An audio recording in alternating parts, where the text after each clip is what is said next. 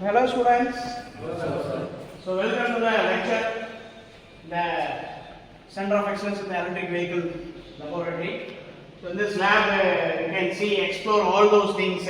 You can see the e-bike, right? The retrofitting bike, which you have seen in the previous lecture, and next you have seen the auto rickshaw. So today's lecture, this is a case study based lecture, right? So before starting into the lecture, I will start with the case. The case here is that bicycle, right? So what are the components that are present in the bicycle? Yes? Generally, normal bicycle which consists of what are the components? Yes. Pedal. Pedal is the first thing, right? The force is transferred from one end to another end by using pedal, right? You will apply the force on the pedal, foot operated pedal. That pedal transfers the force to the next sprocket, which is connected by means of chain, right? Next, frames. Next, handlebars, right? So here today's in this case, I will ask you a question, right? So how much energy is required in terms of if you ride a bicycle in the normal road surface, there is a flat road surface. Minimum, yes. Generally, you can, if you are asked to pedal the bicycle in a normal flat road surface, the energy required is minimum, right? So now the question here. So if you are asked to climb the Ooty, right? Because we are in Coimbatore, right? So Ooty is our nearby district, am I right? So it is a hill station. So if you are asked to drive the bicycle to Ooty, how much energy is required? Maximum energy, am I right? When it is required?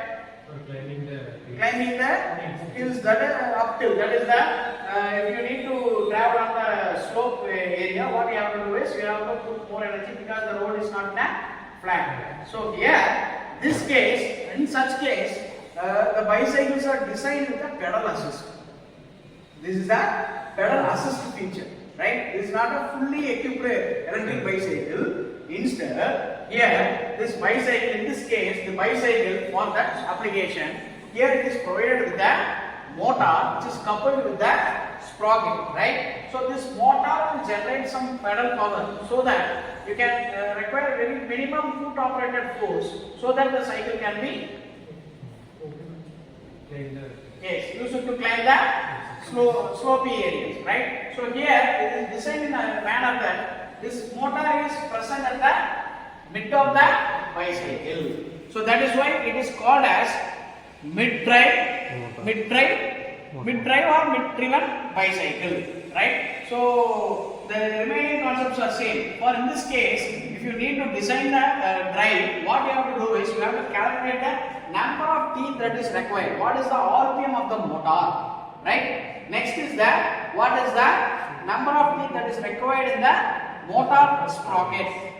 What is the number of teeth that is required in the pedal sprocket? So this is how we have to calculate, right? You have to keep in mind about the gradient force, right? The frictional force, right? All those forces you have to keep it in mind, and then you have to design this bicycle. Because the forces can be determined by the specific values, and then through that you can arrive some calculations, and through that calculations you can find the optimum number of teeth required for the chain sprocket, right? So always you have to do some activities through only engineering approach, right? So the calculation part is very much important, and then thus you can design a valid system. That is why we always use the engineering concepts, right? So this is how this bicycle is designed. Actually, this bicycle is operated by means of a battery. This battery is used to supply power to the motor. This motor is used to supply power to the pedal. So in order to reduce the force that is required to operate in the slope areas. So this is how it is designed. So this is a case which is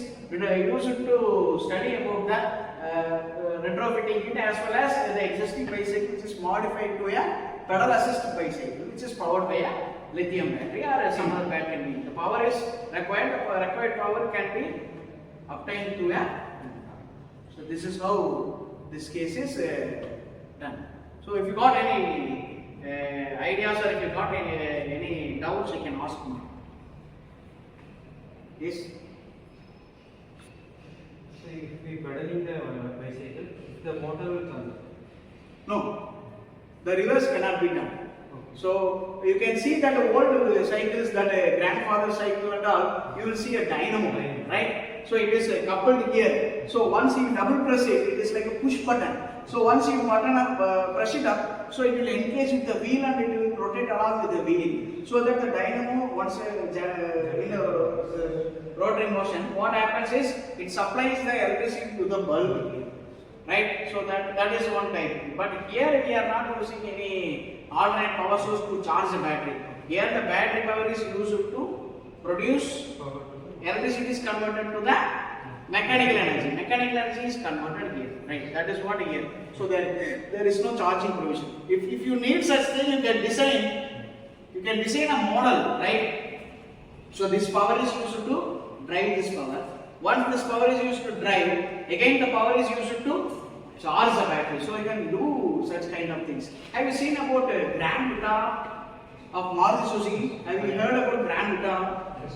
Grand Vitara is a model which is a hybrid vehicle. Hybrid means a combination of two or more energy. Here the energy here is for Grand Vitara, one is the petrol supply, another one is the electric motor supply. So the petrol energy, that is the IC engine is used to run for some specific kilometers, say some 45 liters of capacity. So during the entire run, what happens is that 700 kilometers covered by the petrol fuel is used to charge the entire battery. So this battery is again used to travel the vehicle for another 600 kilometers. So for one full tank of that fuel, the vehicle can be run for 1300 kilometers. That is the specific thing of Grand Vitara. So it is a multi-power vehicle. So it is a hybrid vehicle.